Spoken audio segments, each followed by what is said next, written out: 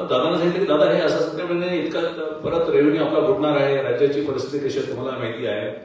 मी थोडं त्यांना म्हटलं दादा मला एक खाजगीमध्ये थोडंसं बाजूला बोलायचं आहे. मी त्यांना एक दोन वाक्य बोललो की आपल्या फार जवळच याचे दुष्परिणाम आहेत आणि आपण करावं म्हणजे की हे दुष्परिणाम तरुण पिढीवरती किती होत आहे. त्यांनी एक मिनिट विचार केला आणि त्यांनी सांगितलं की हो आपण हे केलं पाहिजे.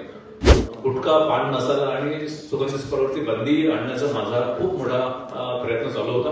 कारण तरुण पिढी विशेषतः शाळेतून मुलांना सुद्धा त्याची व्यसन लागण्याचं प्रमाण वाढलेलं होतं.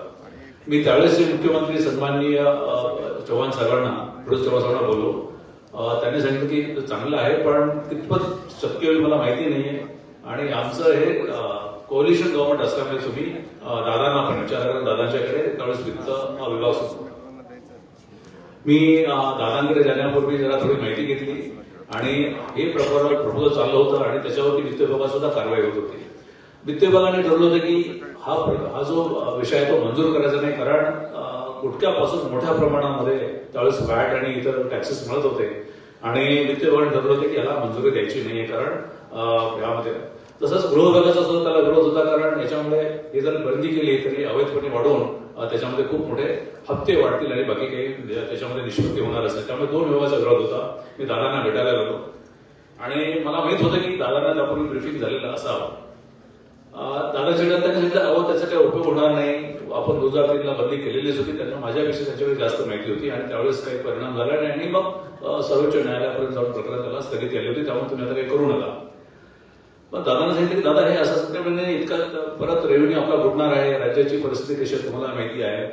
मी थोडं त्यांना म्हटलं दादा मला एक खाजगीमध्ये थोडंसं बाजूला बोलायचं आहे. मी त्यांना एक दोन वाक्य बोललो की आपल्या फार जवळच याचे दुष्परिणाम आहेत आणि आपण करावं म्हणजे की हे दुष्परिणाम तरुण पिढीवरती किती होत आहे.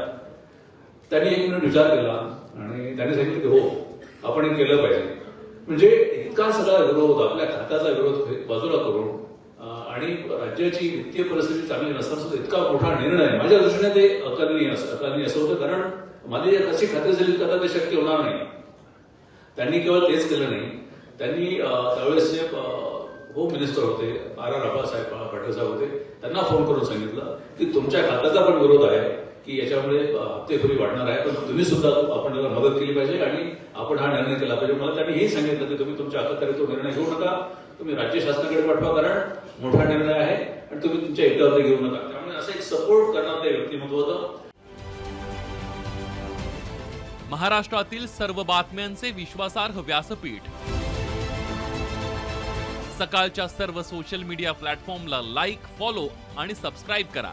तसंच सर्व नोटिफिकेशनसाठी बेल आयकॉन प्रेस करायला विसरू नका.